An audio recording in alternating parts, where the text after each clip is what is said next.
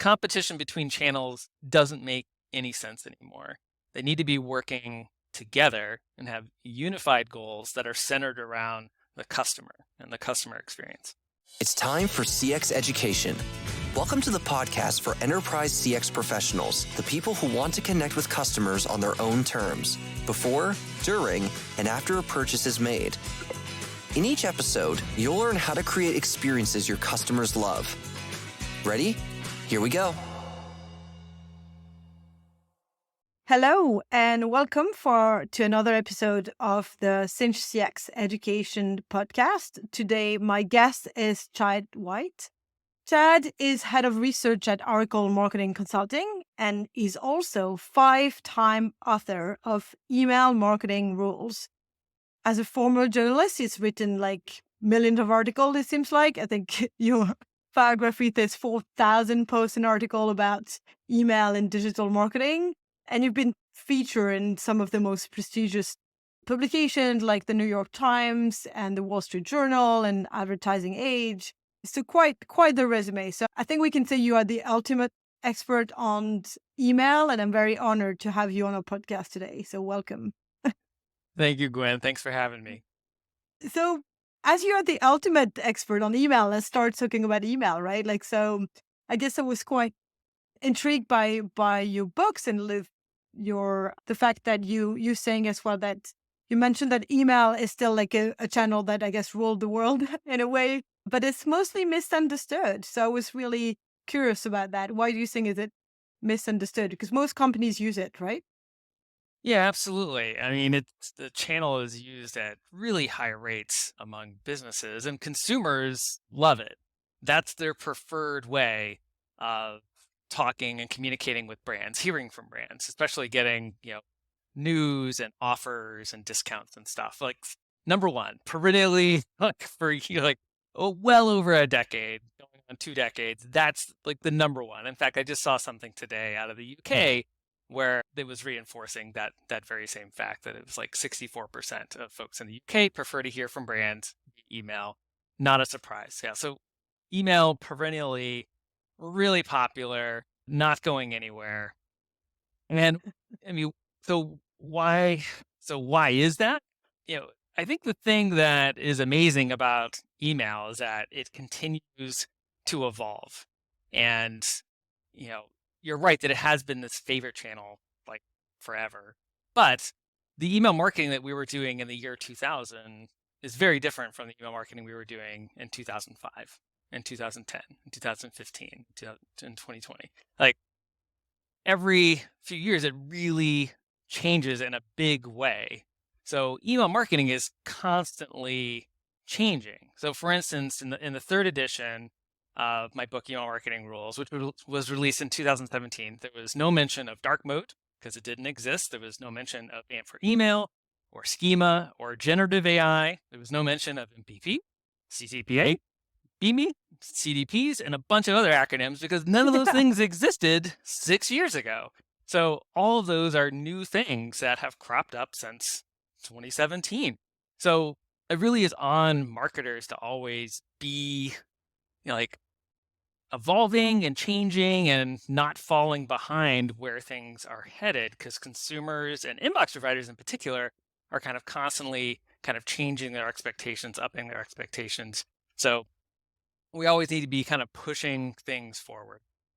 So what do you think are some of the most recent innovation? Because yes, you mentioned a whole bunch of acronyms. So, but I think in terms of like innovation and some of the big changes that have happened recently, what do you think is so different today?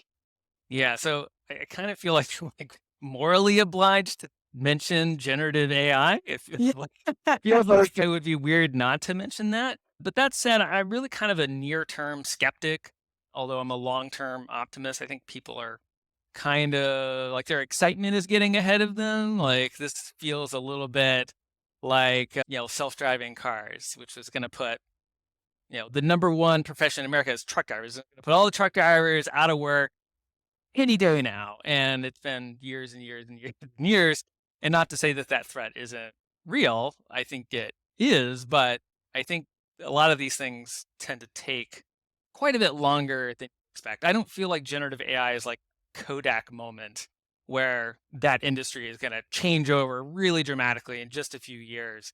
But I do think that the long-term prospects of generative AI are super interesting. I think the here and now today, it's significantly less interesting because there's a lot of weaknesses in these models that I think not everyone is really accounting for or totally aware of when they Mm-hmm. talk about using it. So for Yeah. me, the more interesting changes that are much more actionable and impactful today are things like mail privacy protection from Apple and how that's really redefining what an active subscriber is. And it's having really profound effects on how we manage our lists in terms of deliverability. So that's a big one. I think it's going to take us years to wrap our brains around how to do that at nearly at anywhere near the same level that we did pre-MPP, where I thought we were really good at managing our lists. This is sort of a big setback. I also think that the sunsetting of third-party cookies is a really big deal, especially Mm-hmm. for email marketers, especially for loyalty marketers. The drive, the urgency to get close to the customer, to build a first-party audience and understand that audience on at least a meaningful level is really strong right now. And as soon as Google follows essentially everybody else and phasing out third-party cookies, we're gonna see a lot even more focus on email and on loyalty and getting really close to our subscribers. And I think that those two things, NPP and the end of third-party cookies, are really driving a lot of marketers to finally kind of wrangle all of their different data silos. Got Mm-hmm. all of these channels, and for the most part, that channel engagement has sort of stayed locked in its own channel.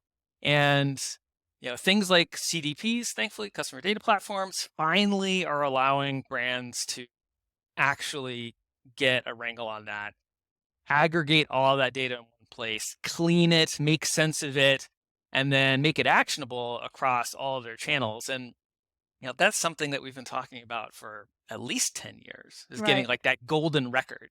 Yep. At least. So it feels like after, again, a long time talking about it, now it's finally happening. Again, it's a little bit kind of like the generative AI thing. Like we've been talking about this now for just a little bit, but it takes a long time for a lot of these things to really materialize in a Right. way that really moves the needle for brands. And I feel like now we're finally at that moment where the technology is kind of catching up to the concept of really acting like a single brand Right. for our customers. Yeah, so I think yeah, following from what you said, I guess AI is all the hype, right? Like it's all everybody is are talking about, and like, yeah, but concretely, probably not like what's driving some of the most changing for company because it's will take a lot of time, I guess, for them and marketers in general to catch up. I guess marketers using it already, like in the day to day, but yet from an email perspective, we maybe not there completely yet. But then Yeah, and one, that's not to say it's not a useful tool. It no, exactly. absolutely is. No, I get it. But Yep. I don't think it's that Yes. transformative thing yet. Like Goldman Sachs was predicting that like 5% of jobs would be like made obsolete, and that like I forget what Yeah. it was, like a third of all jobs would be impacted, or two-thirds of every job would be impacted in a significant way. I think we're a long way off Long way for that. that actually happening. But everybody should be playing with it today and trying to better understand what it's good at and what it's truly awful at, and Right. trying to figure out like, all right, How right, yeah, yeah, how can we, start to play with this? how to use it from the best possible way. But I think one thing that you said that is more interesting, I think, I guess, to me into this podcast, because we're here to talk about customer experience, it's also about the customer. And you mentioned understanding the customers and their journey. And like we know that now we live in this omni-channel world, right? Like you mentioned the need for companies to have the different channels talk to each other.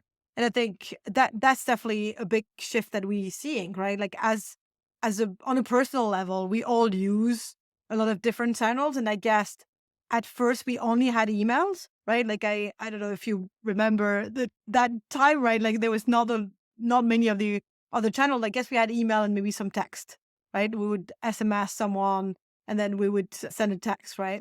And now like that, the amount of channel have really exploded, right? So we are in this very omni-channel world. Sometimes you don't even remember when you took on which channel you took to someone, right? Like I know I took to Alex. I can't remember if it was WhatsApp or a text or an email. You have to look through it. So do you feel that companies are catching up with embracing this kind of omni-channel word we in? And like maybe you can talk a little bit about the difference between omni-channel and multi-channel, because I think there is still a gap and a lot of companies are using different channels, but probably not in a very omni-channel way. Yeah, so I'll confess, like I'm a little bit resistant to new terms. I always feel like there's always like some clever consultant who's like trying to coin something new. Like I was resistant to like zero party data. I was like, that's just first party data. Why are we making that different? But now like, all right, I understand actually it's a really big deal, the difference between those two terms. It's what people tell you explicitly and what you are inferring. And I feel like had that same sort of resistance when I first heard about omnichannel. I was like, hey, we already have a term for that. It's multi-channel. But multi-channel is just offering your customers lots of different channels that they can engage with you via and buy from you via. Is tying all of that activity across all those channels together and creating a cohesive customer experience. So it's the integration that you're referring to. It's like tying all those things together.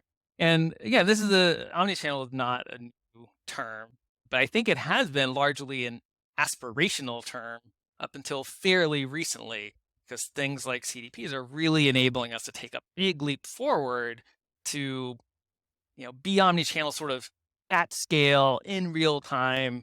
Not that there aren't other ways of being omni-channel that are very, low tech and no tech, but I think we're all kind of striving towards sort of Hmm. omni-channel orchestration. And that requires, reliable data that's available right now that you can activate across multiple channels potentially, really quickly. So that's a big innovation. And I think the really critical thing to understand here is that consumers have kind of since the early days of multi-channel thought we were omni-channel. Like Right. they've always thought that marketers, that brands understood what they were doing in other channels. And you can see this play out every day on social media where people get really angry at these disconnects. So, Mhm. if your flight gets canceled and then your airline is sending you an email that's promoting, trying to get you to buy another flight somewhere, like, within like the hour or whatever, like that makes people really angry because it demonstrates that the brand is disconnected, not paying attention.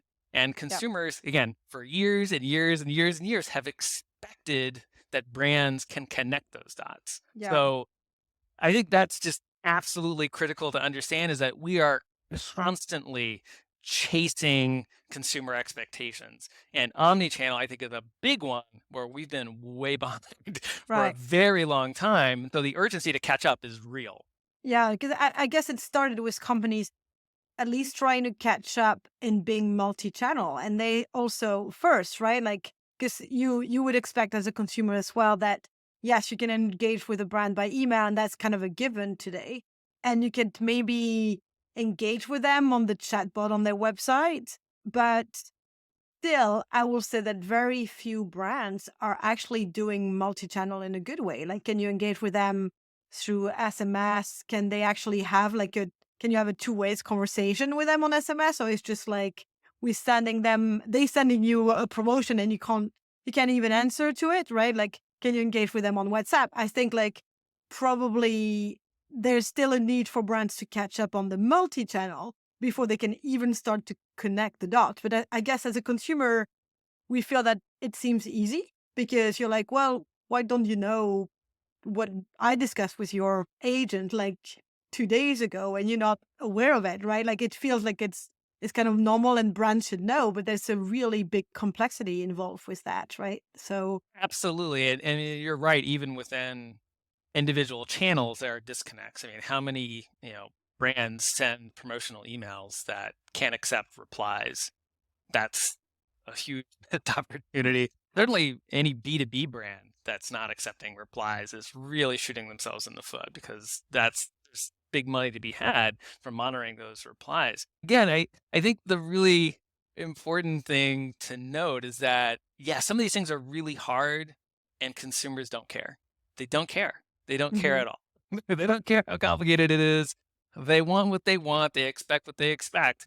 And the really horrible thing is, for a lot of brands, is that there are some brands that can do this quite well and connect these dots, and that just validates for for consumers, like, hey, look at them, they did it, why can't you? So, like, the exceptional marketers, the exceptional brands raise the bar for everybody else. Right. Yeah, and I guess there's still for the rest, like there's still like education maybe to be made on to companies on why they need to embrace it, right? Because I guess email is a given, messaging and SMS, for example, is not in many cases, right? Still, and I guess in the US, it's mostly a lot of companies use SMS. WhatsApp is not that developed, but then in other markets, you probably go towards WhatsApp in Latin America or India, for example. And I guess companies are catching up in understanding that consumer expect more than email, although email stays, I guess, like the channel used all the time, and it's a given. There's no company on the planet that doesn't use email, I would think, right? Yet, like, oh, maybe they are, but like most companies use email, definitely the big one. Yet for the rest of the messaging tools, it's not the case, right? So there's benefit in combining both. Like maybe we can talk a little bit about the value for companies to combine channels, right? It's not just about, oh, email is better than another channel. It's really about like combining the different tools that customers can have a variety of options. Yeah, yeah. In the age of omnichannel, which, let's just assume we're already there. We're in the age of Yeah, omnichannel right now. Let's assume we're there. In the age of omnichannel, there's no email versus anything. There's no SMS versus anything, social versus anything. It's all the channels. And I think you sort of started to hit on, like, what I think is a really important point, is to, like, know your audience and know where they are. Know your audience, know where they are, and then also know their receptiveness to messaging in a particular channel. So, for instance, email, you're right, is really big most places, but not big in China. Not big in China. China, and I think the parts of Africa, they kind of skipped email and went right. right to mobile and SMS and Mm-hmm. WhatsApp and stuff. So Yep. so like the market for email, like the receptiveness to email in some places in the world is not that great. And so, but, like, you need to understand where your audience is and how they want to interact with your brand. I think that's, sort of to broaden that out. I think every time there's like a new hot channel, marketers are always keen to, like, elbow their way into the conversation and inject themselves in ways that I don't think are always super productive. I think especially, with social media over the last, decade and a half, marketers are always super keen to, like, bust into the conversation between friends and family. And it's not to say that they haven't, like, made a place for themselves in social media channels. They absolutely have, but I would argue that a lot of that action was them swimming upstream versus swimming downstream in a channel like email, where brands are very welcome. Like, that is, the inbox is a place where brands are very welcome. And so, like, the barrier there that you have to overcome is just far less than trying to get, a consumer to follow a brand on social media, even today. Yeah. So I I think guess there's, like, a different ways to think about, like, receptiveness. well, the yeah, no, for sure. I guess for brand, it's also email is kind of an own channel, right? Like where you need to kind of build that list and have that kind of permission to kind of be in the inbox. For like a lot of the other channels are kind of more, I guess, on social, etc. Is not own, right? It's kind of borrowed territory that belongs to like I don't know, Twitter and Facebook and LinkedIn, and then you try to catch someone's attention. And when you get into inbox, whether it's email and the same with SMS, right? It's like the permission is needed on like I asking the customer, like, do you want to communicate with me on those channels? And there's still this perception that you're right, brands are welcome in email inbox, and it's probably still less developed in SMS. And there's still like, and in both channels, there's still a perception of like spam or unwanted messages, etc. But I think people forget, or at least companies, when we talk about this, like it goes way beyond. There's a lot of emails and SMS that we actually welcome, right? That we want to receive. We're not just talking about promotional marketing. We're also talking about like confirmation of your flight, or like those kind of important transaction that you have with the brand that goes way beyond just marketing, I guess. Like there's customer care, and that's where I see the huge value of the omnichannel or multi-channel, because you do want to kind of have easy access to customer service agent, or like having your question answered, right? Yeah, absolutely. Yeah, so in my book I talk about how email marketing, I don't like to see it as owned media. I know a lot of people see it that way. I say that it's granted media in the same way that social media, I see as leased or rented media because you don't own the platform. Hmm. They can change it whenever they want. And I think that, with email, it being granted is really important. Just like SMS, is that it has multiple gatekeepers that can shut you down if they want to, in terms of, permission and deliverability. So I think there's important like distinctions there. But, you know, I think your point is a really good one, that every channel has its sort of strengths and weaknesses, and there are places in the life cycle and in conversations where certain channels like shine more brightly. And I think you mentioned it, like SMS is really great at being in the moment. Like right now, this is really important. So fantastic for curbside pickup notifications, in-store pickup notifications, a delivery person or a service tech is arriving at your home notification. Like when it is important to get it right now, to Hmm. see it in the next few minutes, SMS shines very brightly, Right. super, super important. But the tolerances around, promotional SMSs is a lot lower than say something like email, because email isn't as interruptive, because a That's lot of right. people like And just search their inbox for a brand to get the latest. yeah, the interesting part, right, is that I think it's for brands to play with both, and even on the promotional side, because obviously from when it's on your phone, and with some of the evolution we've seen with SMS and MMS and rich messaging, the experiences that brand offer to their users through the phone are way better than they used to be, and kind of now mirror what they get from on an email.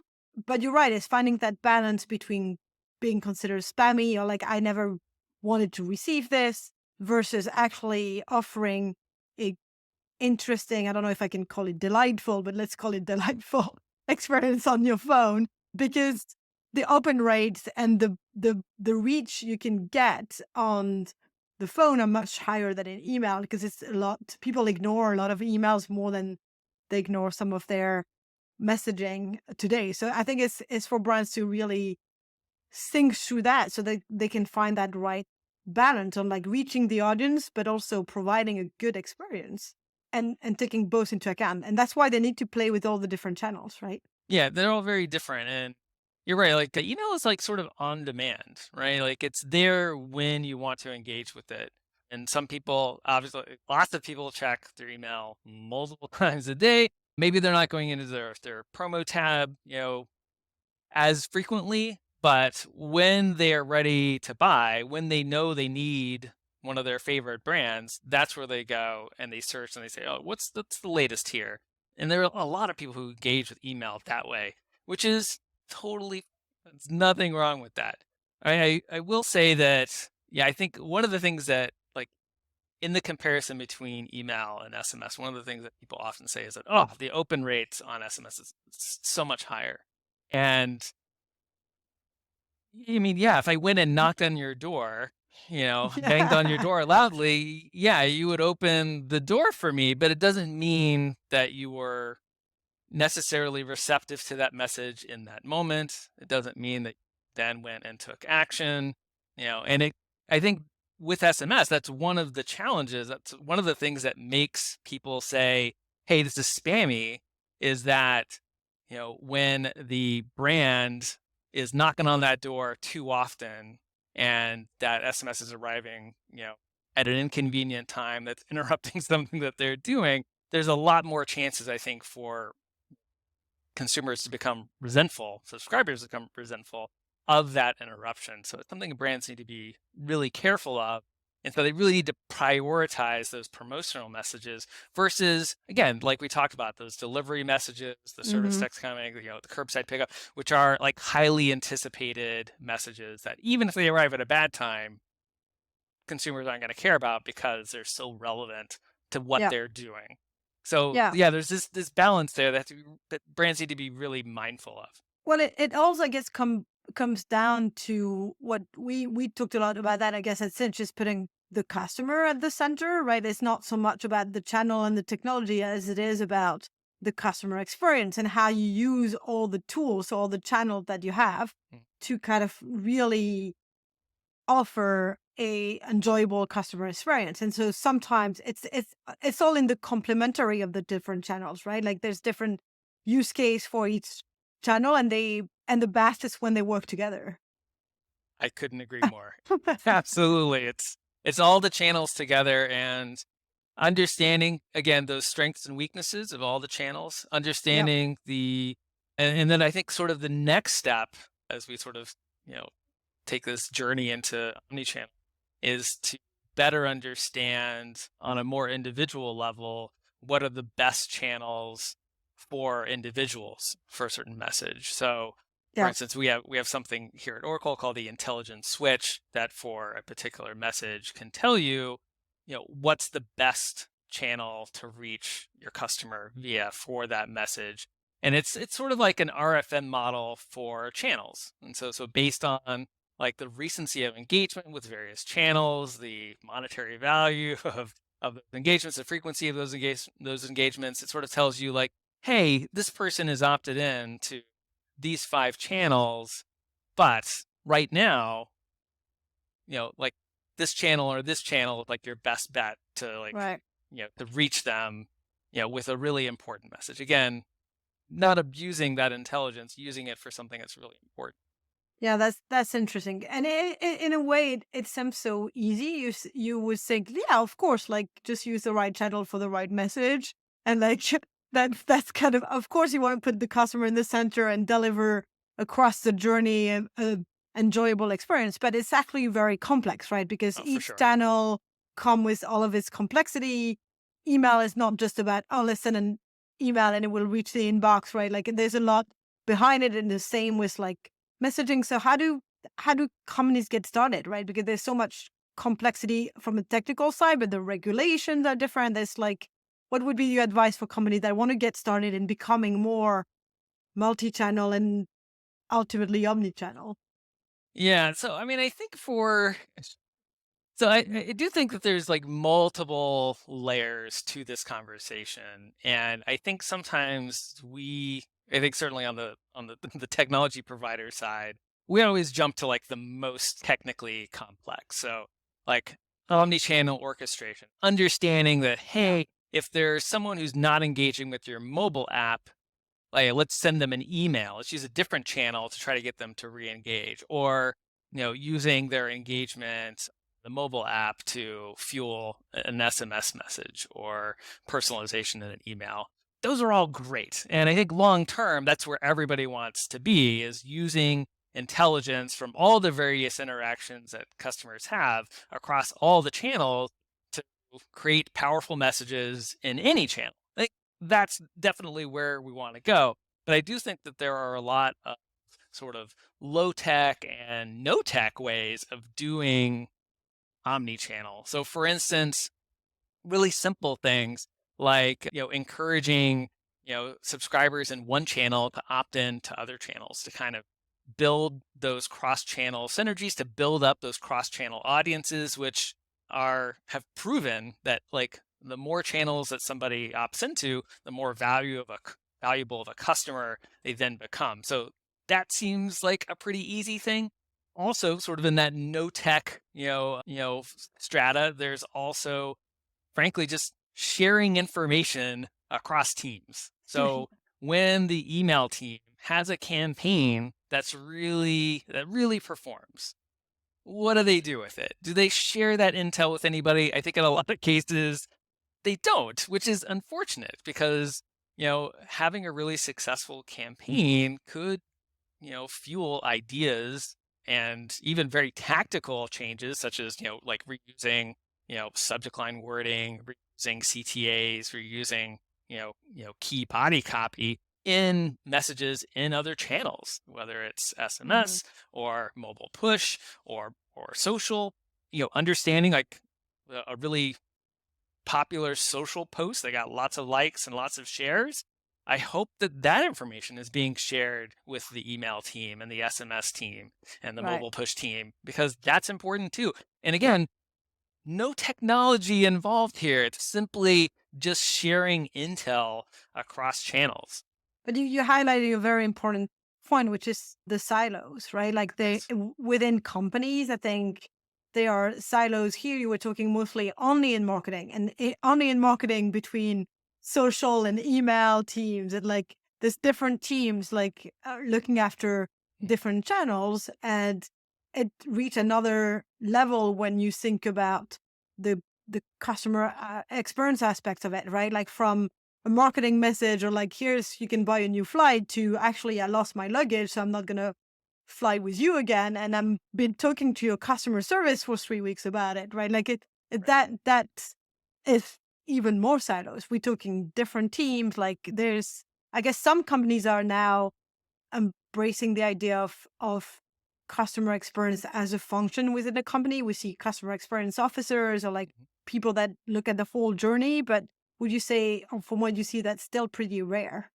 Yeah, I think it's still pretty rare. And you're right. Like we talk about silos, and I think that again, I think because we're technology providers, we're generally talking about technology silos, but just as powerful as the organizational silos. I mean, so this movement towards being more omni-channel is not just a technological journey, a technological challenge. It's a change management challenge. It's getting your team members to communicate more with other team members.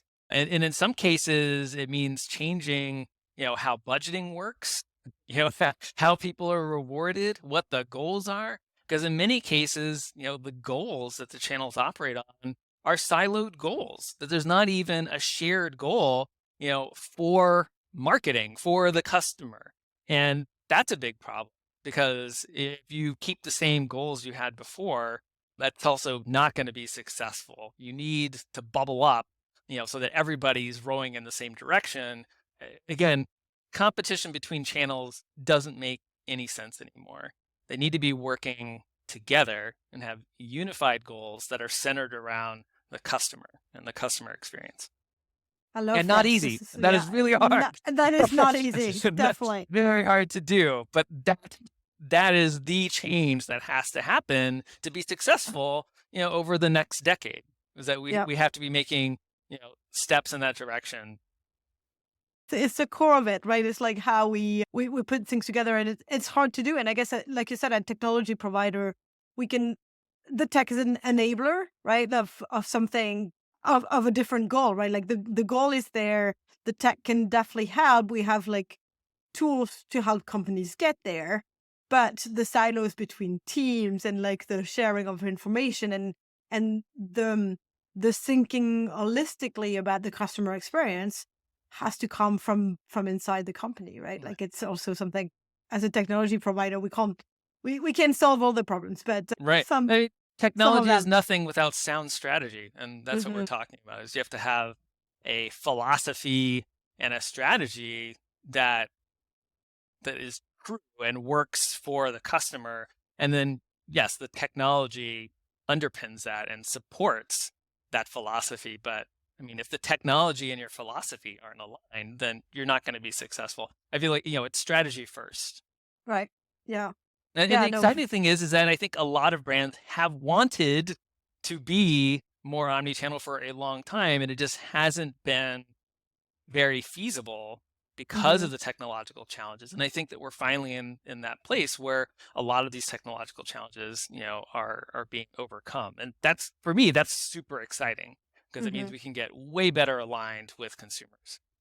Yeah, exactly. We're getting there, right? And companies have to kind of get there because that's what the customers demand, right? Like they expect that today. So it's good that the technology is enabling it, whether it's through all the API or all the application that you can have on the different channels, as well as like you mentioned the CDP and like how that those help companies have their channels talk to each other in a more in an unsiloed way, if I can say that, at least a bit more. A Per coherent and unified way. Yeah, Yeah, absolutely. exactly. Yeah, perfect. Well, I think this, yeah, was very interesting. Like we said, like, not an easy Mm. challenge, right, like, for companies to get to, but would you recommend to start small with a few channels? Or, like, what would be, like, the way for them to approach it? Like, make sure that their teams talk to each other first, right, is what you were getting at. Yeah, yeah, absolutely. Again, feel like it's a big change management problem at its core.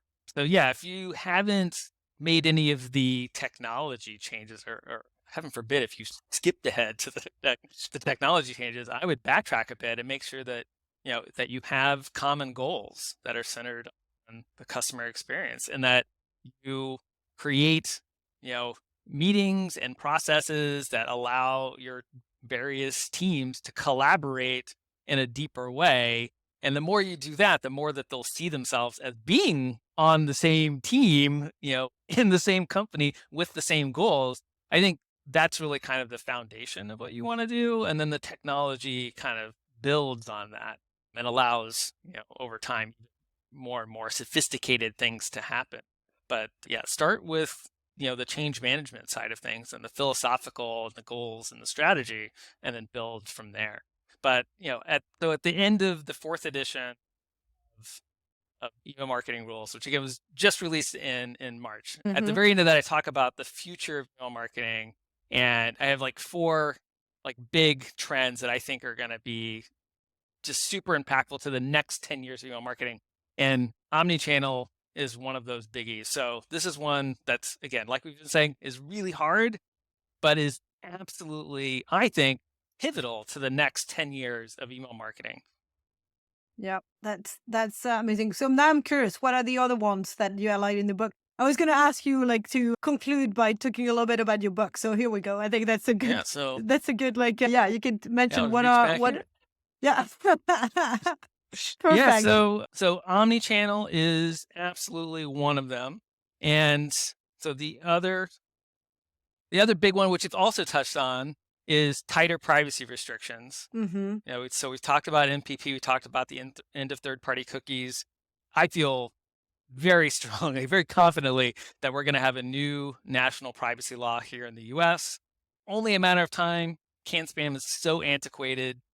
It's going to be replaced. So it'll be great to have a new national standard that, frankly, is more in sync with where consumers are, where the rest of the modern world is. So Yep. that's a Yep. biggie. We're just going to have to adapt to that. I know that marketers are not always keen on privacy changes, but this Well, is where consumers are. So we got to do yeah, that. exactly. I do see it as a good thing because I think it forces marketers to up their game. It's like every time like something like this happened and that's what happened in Europe, right? Like with GDPR, there was a lot of like fear around it at the beginning, but at the same time, it's just pushing for quality, right? And pushing for a better customer experience. So I think as marketer, we should strive to deliver that as well, rather than just try to spam them, like we said, right? So I do think it's a good thing. I'm like, I think it's going in the right direction because it's going in the direction of the customer, and that is Yes. what we want, right? As Ultimately, brands, we want to be aligned with customers. exactly. So yeah, I mean it introduces challenges, but again, I think being aligned with consumers is just is more important. And yeah, you're right. Yeah. GDPR, when it got passed and was being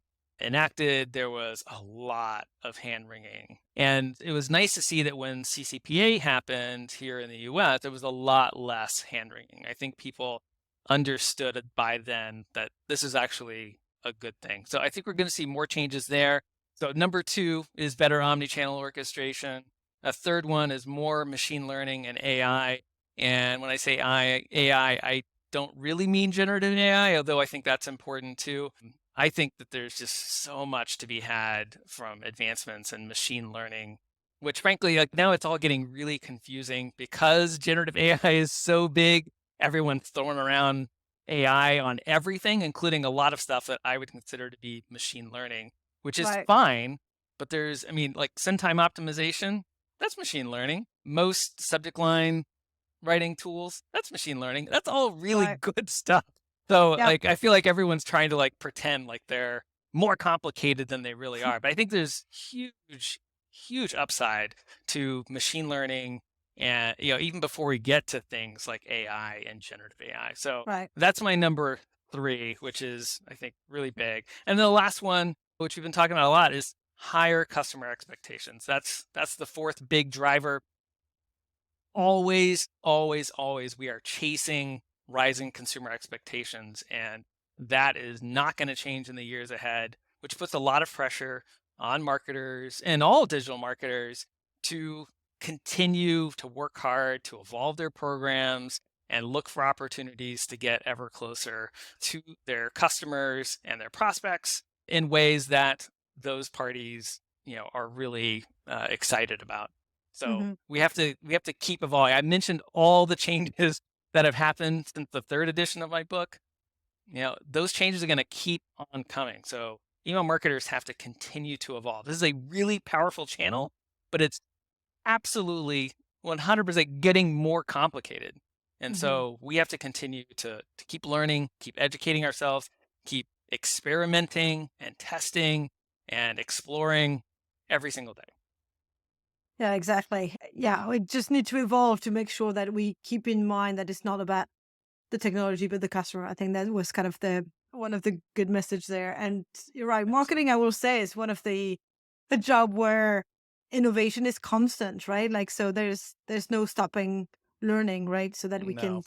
we can still adapt. So great, thank you for the explanation on your book. I think that hopefully that will bring more people to want to read it more and in details, as there's a lot of information into those books. So email marketing rules. So thanks for that. And thank you so much for this discussion. Very happy that you could make it to this podcast talking about customer experience.